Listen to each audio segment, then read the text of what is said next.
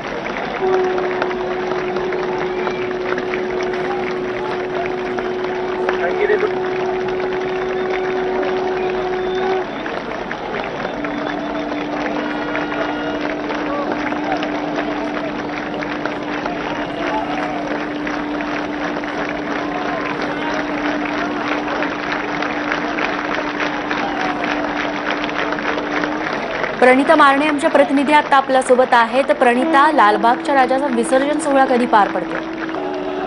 रेश्मा, लालबागच्या राजाला तराफ्यावर बसवलेलं आहे आणि तो साधारण आता पुढच्या 15 ते 20 मिनिटांमध्ये लालबागच्या राजाचं विसर्जन होईल।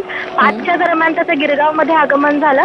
त्याच्यानंतर शेकडो हजारो भाविक होते, प्रचंड गर्दी होती आणि शेवटची एक आरती करण्यात आली, उत्तर आरती करण्यात आली। त्याच्यानंतर यावर्षी मात्र तराफ्यावर बसवून लालबागच्या राजाचं विसर्जन करण्यात आलं।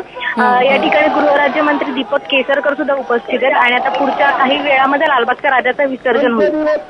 निश्चित प्रणिता, लालबागच्या राजाच्या विसर्जन सोहळ्यासाठी एक खास तराफा तयार करण्यात आलेला आहे, त्याबद्दल काय सांगशील? हा जर्मन तराफा तयार करण्यात आलेला आहे, म्हणजे एक हायटेक पद्धतीने विसर्जन करण्यात येईल असं म्हणलं जातं। म्हणजे दरवर्षी ज्या पारंपरिक पद्धतीने विसर्जन होतं तसं न होता एक त्याला तांत्रिक जोड देऊन त्याचं अगदी योग्य प्रकारे विसर्जन केलं जाणार आहे। बरं प्रणिता, तुझ्याकडून अपडेट्स घेऊ तुर्तास। धन्यवाद तू दिलेल्या माहितीबद्दल।